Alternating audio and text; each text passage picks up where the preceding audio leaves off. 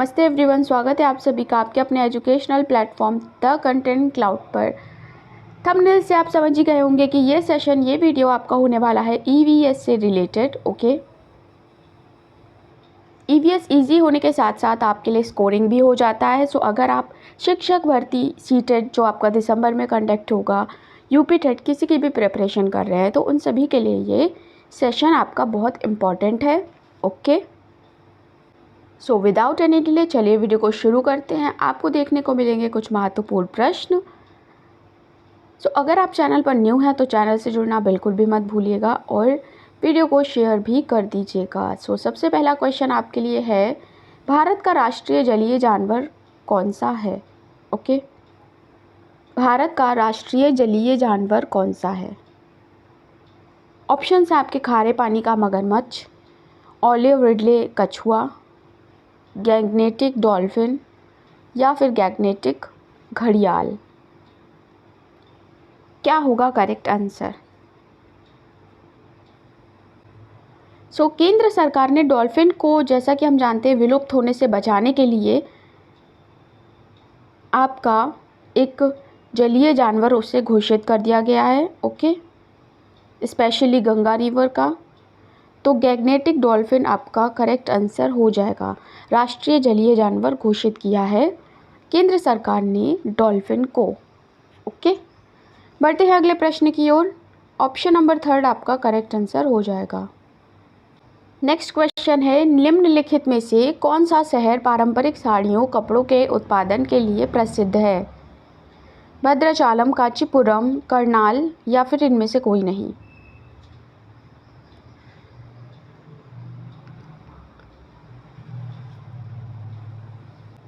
सो क्या होगा correct answer आपको बताना है।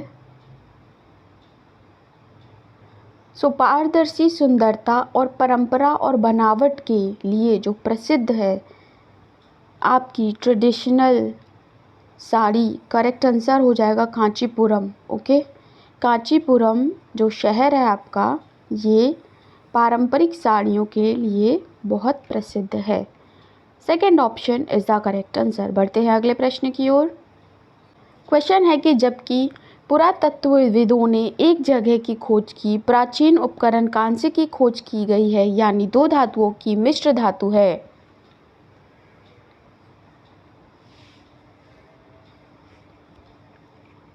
कांस्य जो आपका है वो किन दो धातुओं से मिलकर बना है, ये आपका प्रश्न आपको बताना है। कांस्य मिश्र धातु आपकी हड़प्पा युग की शुरुआत में बनाई गई थी। ओके,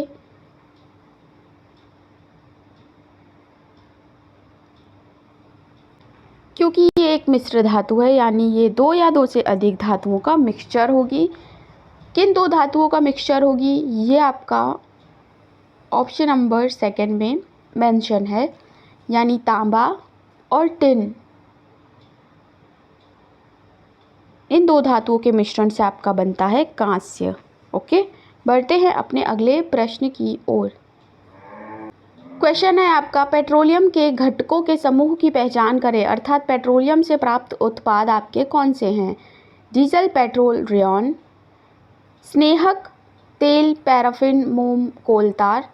डीजल, कोलतार, caustic soda, petrol, rayon, paraffin, मोम। ओके,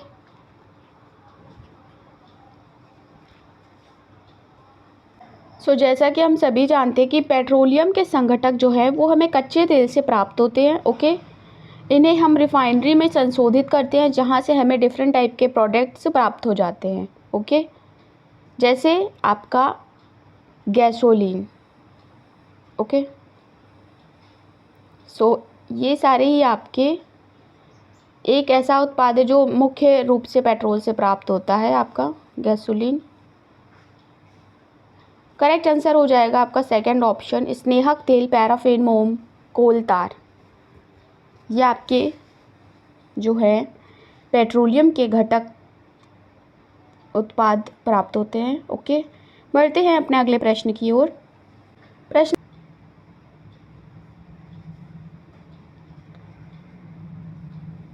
क्वेश्चन नंबर 5, अंतर्राष्ट्रीय रेड क्रॉस समिति का मुख्यालय कहाँ है? पेरिस, प्राग, मॉस्को या फिर जेनेवा?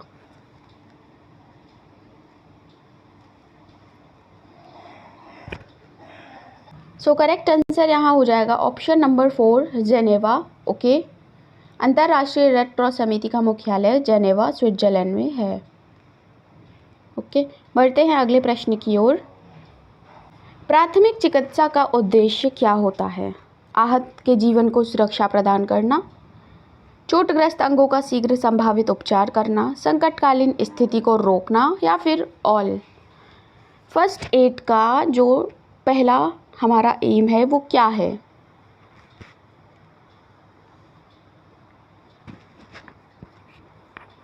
सो करेक्ट आंसर हो जाएगा option number 4 all. Okay, first aid करते टाइम हम ये एक्सपेक्टेशन रखते हैं कि तत्काल उपचार से पीड़ित की स्थिति में सुधार हो जाएगा। ओके, बढ़ते हैं अगले प्रश्न की ओर। नेक्स्ट क्वेश्चन है, इनमें से सही सुमेलित कौन सा नहीं है आपको बताना है। Penicillin, Alexander Fleming, Thomas Edison, विद्युत बल्ब, जेएल बेयर्ड, टेलीविज़न या फिर सापेक्षता, निकोला टेस्ला? थॉमस एडिसन ने इलेक्ट्रिक बल्ब का आविष्कार किया था, हम सभी जानते हैं। ओके, जेएल बेयर्ड ने टेलीविज़न का आविष्कार किया था, राइट। पेनिसिलिन आपका अलेक्जेंडर फ्लेमिंग द्वारा ये इसका आविष्कार हुआ था, राइट। सापेक्षता आपका जो है वो एक सिद्धांत है जो कि आपका अल्बर्ट आइंस्टीन द्वारा प्रतिपादित किया गया था। ओके, ना कि आपका निकोला टेस्ला द्वारा।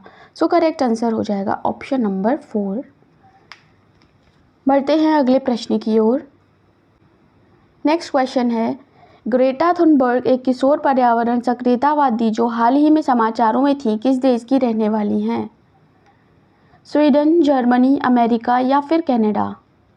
आपको बताना है कहाँ से बिलोंग करती हैं ग्रेटा थुनबर्ग। सो इन्हें 2019 को राइट लाइवलीहुड पुरस्कार से सम्मानित किया गया था। ओके, इन्हें विश्व की 100 सबसे सर्वाधिक जो प्रभावी लोगों की सूची है उनमें शामिल किया गया था। सो ये आपकी बिलोंग करती हैं स्वीडन से। ऑप्शन नंबर 1 आपका करेक्ट आंसर हो जाएगा। बढ़ते हैं अगले प्रश्न की ओर। राष्ट्रीय एकता दिवस किस दिन मनाया जाता है? 1 अक्टूबर, 12 अगस्त, 31 अक्टूबर या 1 दिसंबर? ओके, सो कब मनाया जाता है आपका ये राष्ट्रीय एकता दिवस? 12 अगस्त को हम सभी जानते हैं इंटरनेशनल आपका। हम सभी जानते हैं कि जो 12 अगस्त है इस दिन आपका अंतर्राष्ट्रीय युवा दिवस सेलिब्रेट होता है। ओके, राष्ट्रीय एकता दिवस आपका सेलिब्रेट हो जाएगा 31 अक्टूबर को। Okay, third option is the correct answer. और 12 अगस्त को होता है इंटरनेशनल युवा youth day, international youth day. Okay, so बढ़ते हैं अगले प्रश्न की ओर। ये क्वेश्चन आपका बहुत सिंपल भी है और बहुत बार आ भी चुका है। ओके, नरेगा के लिए गारंटीकृत रोजगार देता है कितने दिनों का होता है? 70, 100, 150 या फिर 200? क्या होगा करेक्ट आंसर?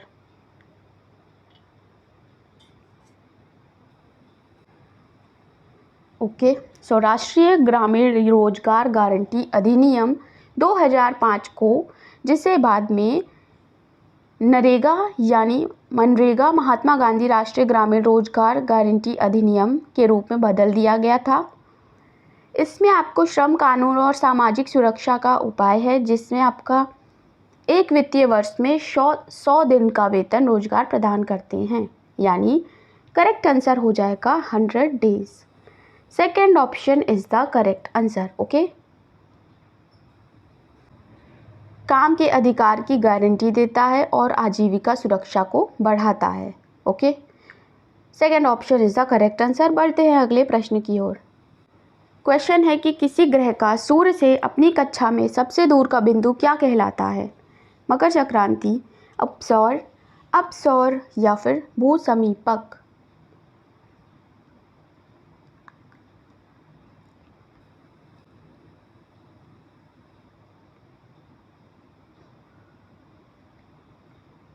अपसौर खगोल विज्ञान में सूर्य के सबसे दूर किसी ग्रह का या किसी पिंड का किसी कक्षा में आपका सबसे दूर का बिंदु होता है। ओके, तो सबसे दूर का बिंदु क्या कहलाता है? अपसौर। और सबसे करीब का पूछा जाए तो आपका होता है उपसौर। ओके, करेक्ट ऑप्शन हो जाएगा आपका ऑप्शन नंबर 3। बढ़ते हैं अपने अगले प्रश्न की ओर। सौर मंडल का निम्नलिखित विकल्पों में से सबसे ठंडा ग्रह कौन सा है? बुध, शुक्र, पृथ्वी या फिर वरुण। कौन सा है सबसे ठंडा ग्रह? बुध के बारे में कुछ बातें जान लेते हैं। तो ये जो है सूर्य का सबसे निकट का ग्रह है। ओके, सौर मंडल का सबसे छोटा भी ग्रह है और ये जो है सूर्य की परिक्रमा 88 डेज में पूरी कर लेता है। ओके, बुध का अपना कोई भी उपग्रह यानी सैटेलाइट या मून नहीं है। नेक्स्ट डिस्कस कर लेते हैं शुक्र की। तो शुक्र रात के आकाश में सबसे चमकीला ग्रह है। इसे मॉर्निंग एंड इवनिंग स्टार भी कहते हैं। ओके, इसका भी अपना कोई सैटेलाइट या मून नहीं है। इसे सिस्टर ऑफ अर्थ कहते हैं यानी पृथ्वी के जुड़वा। ओके, ये जो है अपनी रोटेशन पूर्व से पश्चिम की ओर घूमता है, जबकि पृथ्वी पश्चिम से पूर्व की ओर घूमती है। नेक्स्ट है पृथ्वी। हम सभी जानते हैं पृथ्वी के बारे में। ओके, ये सूर्य से तीसरा निकटतम ग्रह है और पांचवा सबसे बड़ा ग्रह है। पृथ्वी का केवल एक ही उपग्रह यानी मून है जिसे हम जानते हैं। ओके, इसे ब्लू प्लैनेट के नाम से भी जाना जाता है। बात करते हैं अगले प्लैनेट की, तो वो है वरुण। ये जो है वो सबसे ठंडा ग्रह है और इसके 14 सैटेलाइट्स हैं। ओके, यहाँ पर बहुत अधिक विशाल विशाल बर्फ है। ओके, सो यहाँ करेक्ट आंसर हो जाएगा हमारा वरुण, ऑप्शन नंबर 4। बढ़ते हैं अपने अगले प्रश्न की ओर। क्वेश्चन है, भारत के पहले चंद्र अनुसंधान को क्या कहा गया था? चंद्रवन, चंद्रगुप्त, भास्कर 1, चंद्रयान 1।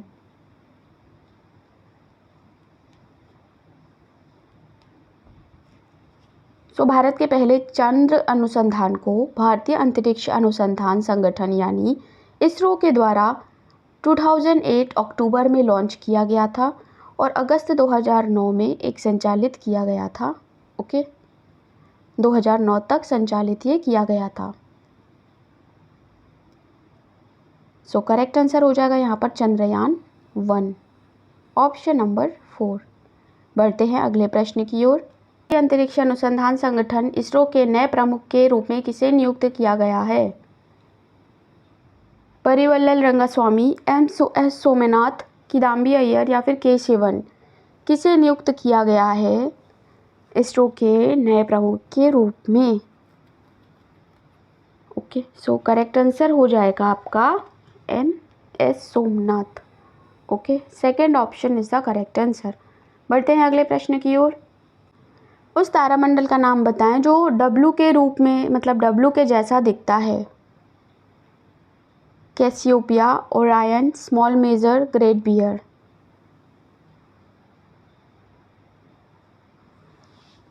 ओके, तारामंडल आपका विभिन्न आकृतियों को बनाने वाला एक समूह होता है। ओके, यानी कॉन्स्टलेशन।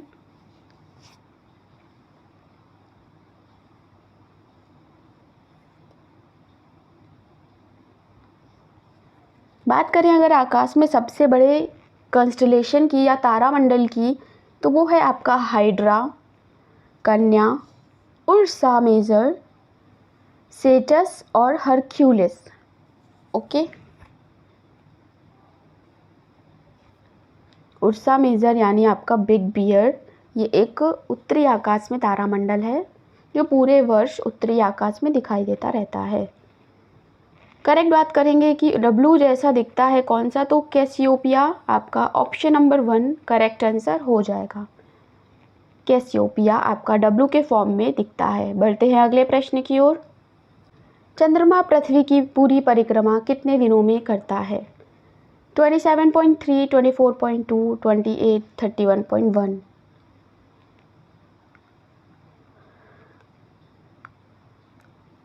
चंद्रमा को अपनी धुरी पर एक्सिस पर एक बार घूमने में लगता है 27 डेज। ओके, करेक्ट आंसर हो जाएगा 27.3 डेज, ऑप्शन नंबर 1, राइट। बढ़ते हैं अगले प्रश्न की ओर। क्वेश्चन नंबर 18 है, सूर्य और पृथ्वी के बीच एवरेज डिफरेंस कितना है? 1 AU, 0.5 AU, 0.25 AU या फिर 0.75 AU। ओके, एस्ट्रोनॉमिकल यूनिट आपकी एक खगोलीय इकाई है, खगोलीय इकाई कहते हैं। ओके, जिसका हम लोग यूज़ करते हैं सोलर सिस्टम के भीतर दूरियों को मापने के लिए। ओके, जैसे हमारी पृथ्वी और सूर्य के बीच की जो दूरी है वो है आपकी 1 AU, ऑप्शन नंबर 1 आपका करेक्ट आंसर हो जाएगा। बढ़ते हैं अगले प्रश्न की ओर। सूर्य के चारों ओर एक लंबी कक्षा में जमी हुई गैस, चट्टान और धूल के पिंड क्या कहलाते हैं? उपग्रह, धूमकेतु, तारामंडल या फिर तारा। सूर्य के चारों ओर एक लंबी कक्षा में जमे हुए गैस के, चट्टान और धूल के जो निकाय हैं वो क्या कहलाते हैं? वो कहलाते हैं आपका धूमकेतु। सेकंड ऑप्शन करेक्ट आंसर हो जाएगा। बढ़ते हैं अगले प्रश्न की ओर। नेक्स्ट क्वेश्चन है कि सूर्य का जन्म किस आकाशगंगा में हुआ था?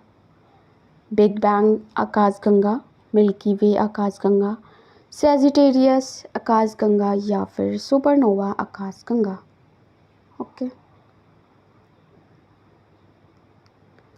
अगर आप चैनल पर पहली बार विजिट कर रहे हैं तो चैनल से जुड़ना बिल्कुल भी ना भूलें और वीडियो को शेयर भी कर दें।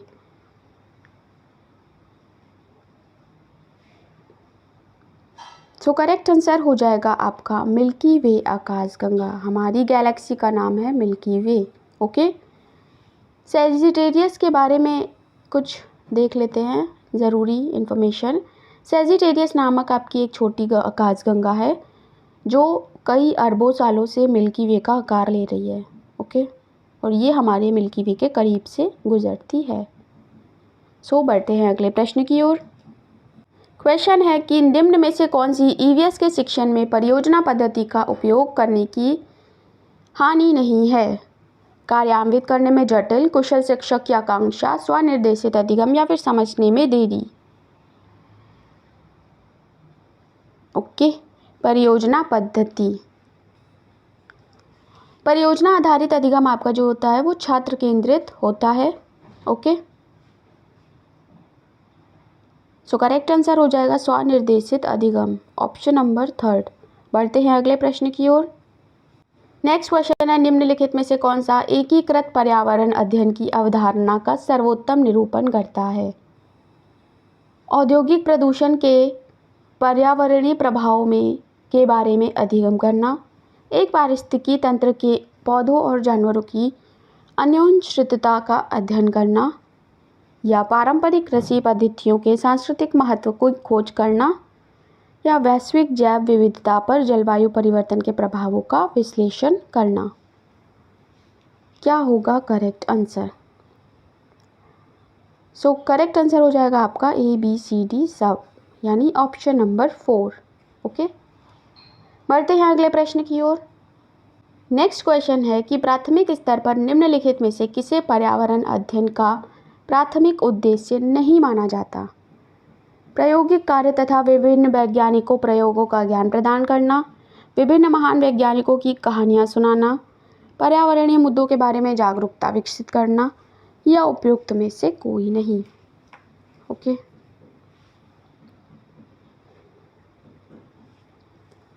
प्राथमिक स्तर पर निम्नलिखित में से किसे पर्यावरण अध्ययन का प्राथमिक उद्देश्य नहीं माना जाता?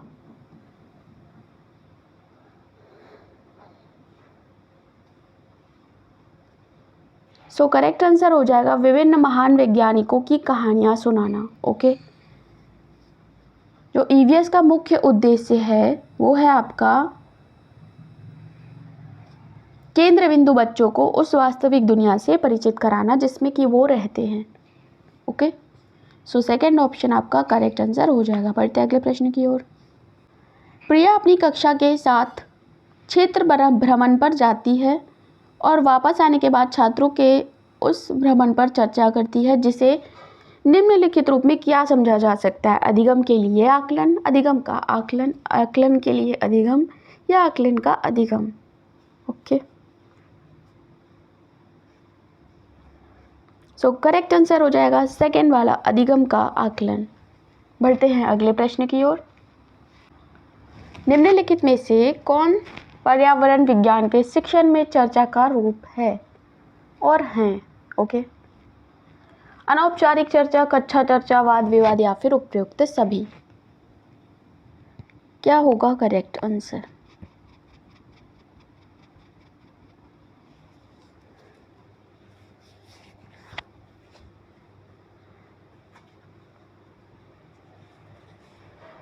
करेक्ट आंसर हो जाएगा उपयुक्त सभी, यानी ऑप्शन नंबर 4। बढ़ते हैं अगले प्रश्न की ओर। सो सीटेट के लिए आप सीटेट की जो प्लेलिस्ट है ऑलरेडी चैनल पर अवेलेबल है, आप उसे देख सकते हैं। ओके, बढ़ते हैं अगले प्रश्न की ओर। ईवीएस की कक्षा के छात्रों के लिए एक उपयुक्त मूल्यांकन कार्य में से किस विकल्प का चयन करना चाहिए? वाष्पीकरण की प्रक्रिया पर प्रयोग करना, वाष्पीकरण और संघनन की परिभाषा की व्याख्या करना, वाष्पीकरण पर प्रश्नोत्तर लिखना या फिर वाष्पीकरण पर संघनन की प्रक्रिया लिखना। ओके, सो ईवीएस की क्लास में आपका महत्वपूर्ण होता है किसी प्रक्रिया पर प्रयोग करना। ओके, इससे बच्चों को ज़्यादा अच्छे से क्लियर होता है, चीज़ें उन्हें रिलेटेबल लगता है। बढ़ते हैं अगले प्रश्न की ओर। एक लोहार निम्न में से किन चीज़ों, क्वेश्चन नंबर 27 है, एक लोहार निम्न में से किन चीज़ों को बनाता है? मिट्टी का मटका, ईंट, कुल्हाड़ी। ओके, कुल्हाड़ी, खुरपी, आरी, कुल्हाड़ी, अंगूठी, आरी, चूड़ी या फिर कुल्हाड़ी, ईंट, चूड़ी।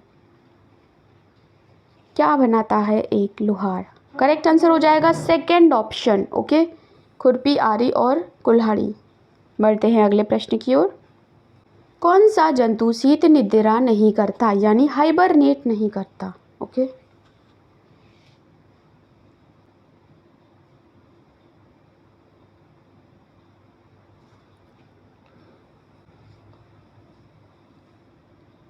तो जो समशीतोष्ण देश में रहने वाले जीव होते हैं, निष्क्रिय तथा अवसन अवस्था को हम लोग हाइबरनेशन के रूप में परिभाषित करते हैं। ओके, जैसे कि आपके छिपकली, भालू आदि ठंड के तापमान से बचे रहने के लिए सर्दियों में शीत निष्क्रियता से गुजरते हैं।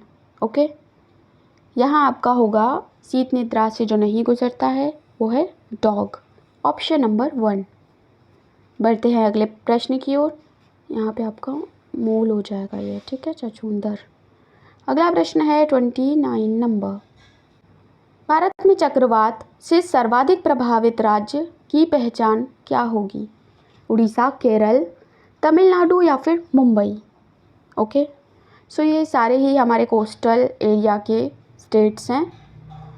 स्टिल हमें पता करना है कि चक्रवात से सबसे ज़्यादा इफ़ेक्टिव कौन सा होगा।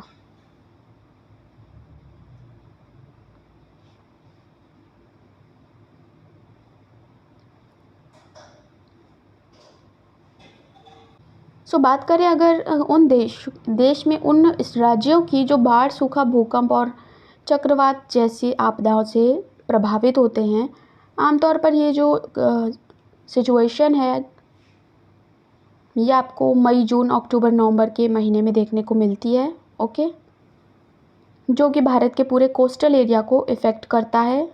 ये पश्चिमी जो तट है उसकी तुलना में आपका पूर्वी तट पर अधिक प्रभाव होता है, ठीक है, जैसे कि जिनमें कि 4 आपके इम्पॉर्टेंट हैं: आंध्र प्रदेश, उड़ीसा, तमिलनाडु और पश्चिम बंगाल।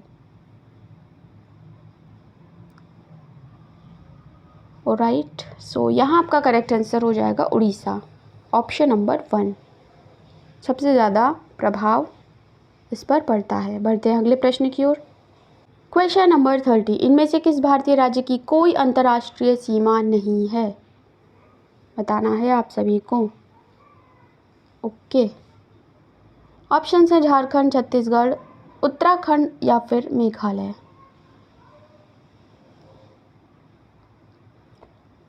बात करें अगर भारत की, तो भारत 7 देशों के साथ अपनी सीमा साझा करता है।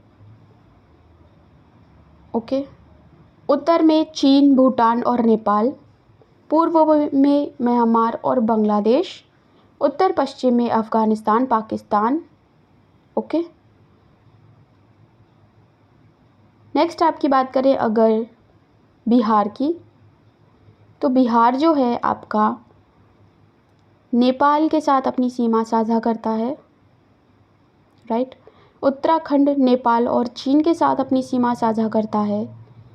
मेघालय बांग्लादेश के साथ अपनी सीमा साझा करता है। ओके, करेक्ट आंसर यहाँ हो जाएगा छत्तीसगढ़, कोई सीमा साझा नहीं करता है।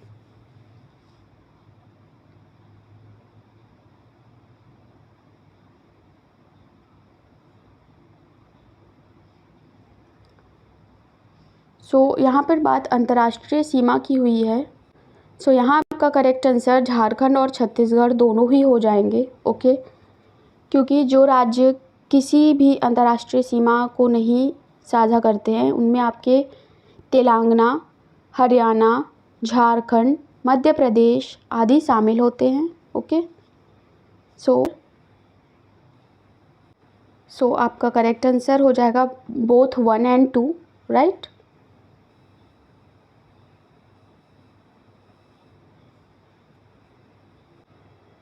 यहाँ फिनिश होते हैं हमारे top questions related to EVS, जो आपके सभी इम्पॉर्टेंट एग्ज़ाम के लिए महत्वपूर्ण हैं। ओके, आपको कितने क्वेश्चंस आते थे, आपके कितने सही हुए, कमेंट सेक्शन में बताना बिल्कुल भी ना भूलें। चैनल पर न्यू है तो चैनल से जुड़ जाएं। मिलते हैं नेक्स्ट वीडियो में। जय हिंद, जय भारत।